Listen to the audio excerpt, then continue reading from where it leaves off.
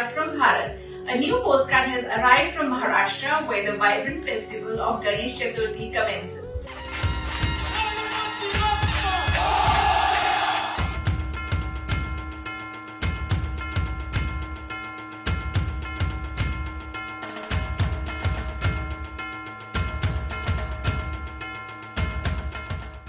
Although this festival is celebrated in many parts of India, it has a special significance in Maharashtra.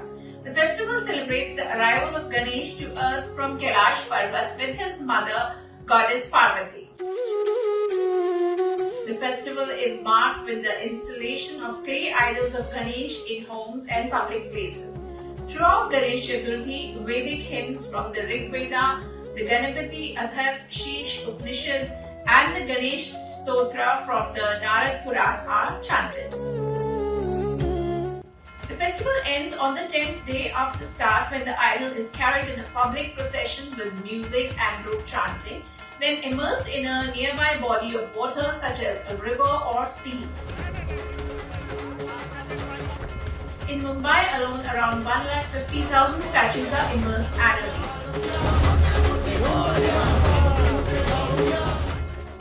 Thereafter, the clay idol dissolves and Ganesh is believed to return to Mount Kailash to Parvati and Shiva.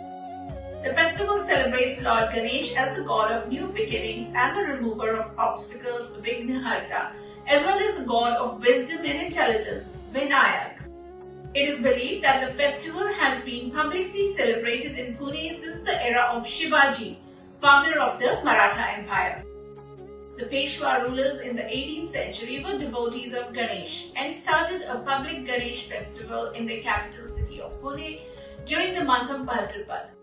After the start of the British Raj, the Ganesh festival lost state patronage and became a private family celebration in Maharashtra until its revival by Indian freedom fighter and social reformer Lokmanya Bal Gangadhar Tilak.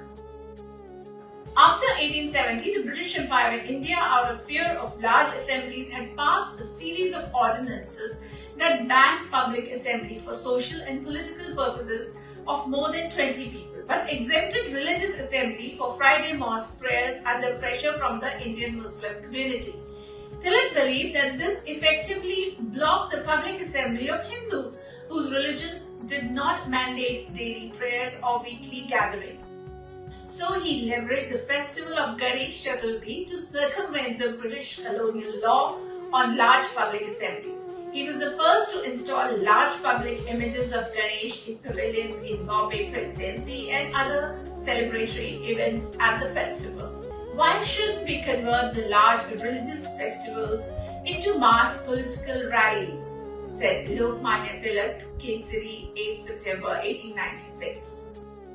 In Tilak's estimate, Ganesh worship and processions were already popular in rural and urban Hindu populations across social castes and classes in Baroda, Gwalior, Pune and most of the Maratha region in the 18th century.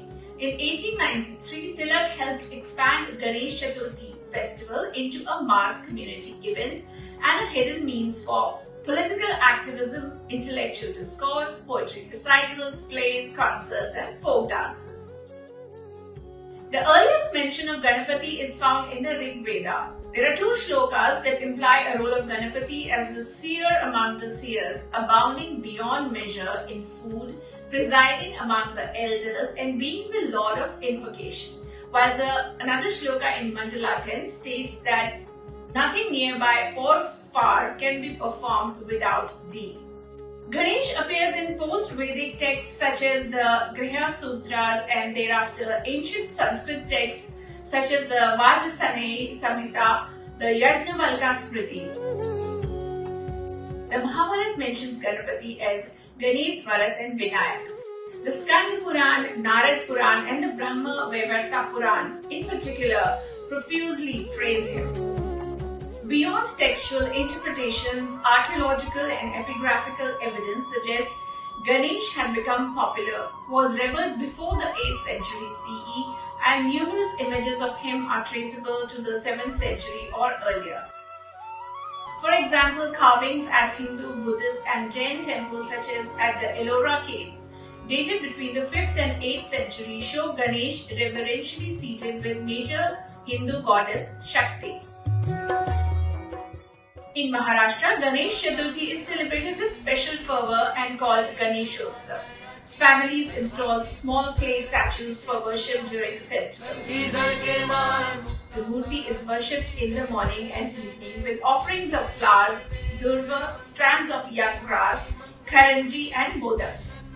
The worship ends with the singing of an arti in honor of Ganesh, other gods and saints. In Maharashtra, the Marathi arti Sukh Karta Dukh Harta, composed by the 17th century saint Samarth Ramdas, is sung.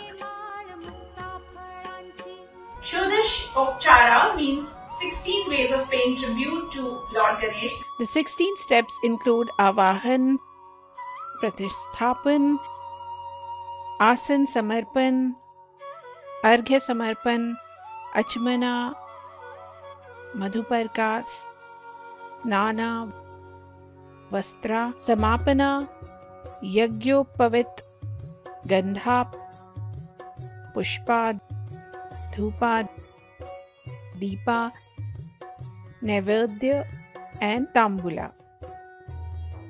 In Goa, Ganesh Chaturthi is known as Chavati in Konkani and Parab or Parva. On this day, Parvati and Shiva are worshipped by women who fast.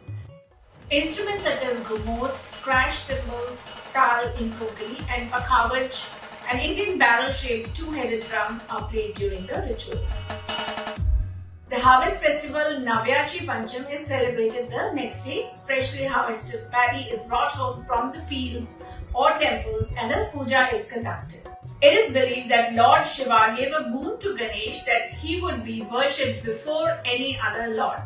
He was thereby declared superior to all gods. It is also believed that reciting 108 names of Lord Ganesh during the festival brings good luck to the devotees. Personally, for me as a kid, Lord Ganesh was the most intriguing god because ever since my grandmother told me how he became to be the elephant god. So there are many stories surrounding Ganesh, and let me tell you a few. Did you know why Ganesh is called Ekdant?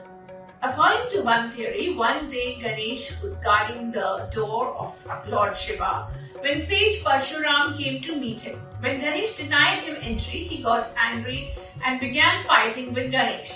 He lost his tusk while fighting with him and came to be called Ekdant, one with a single tooth. Another theory is that when Vedvyas, creator of Mahabharata, approached Ganesha to write down Mahabharata for him, he kept a condition that Vyas had to narrate it in one go, without any break.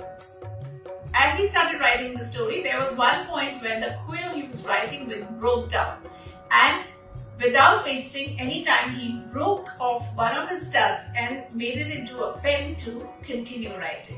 And do you know why Ganesh Vahana is the mouse? Gajmukhasur was a demon who wanted to become a very powerful king and was a devotee of Lord Shiva. He prayed to Lord Shiva and asked him for a boon that no god or human would be able to harm him. Shiva granted him the wish but warned him against its misuse. But Gajmukhasur, being a demon, began killing people and destroying their homes. Seeing this, Shiva sent Ganesh to control the demon, who then turned the demon into a mouse. And that's how the mouse became Ganesha's right. On the last day of the festival, the tradition of Ganesh Visarjan or Nimajjanam takes place. The concluding day of the 10-day festival is also popularly known as Anant Chaturdashi. On the last day, the devotees come out in processions carrying the idols of their beloved god and perform immersion. It is believed that when the idol of the Ganesh is taken out for immersion, it also takes away within the various obstacles of the house, and these obstacles are destroyed along with the Visarjan. In recent times, people are going back to the traditional artisan-made clay idols.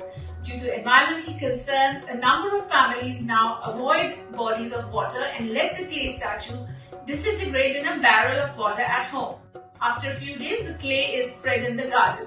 In some cities, a public eco-friendly process is used for the immersion.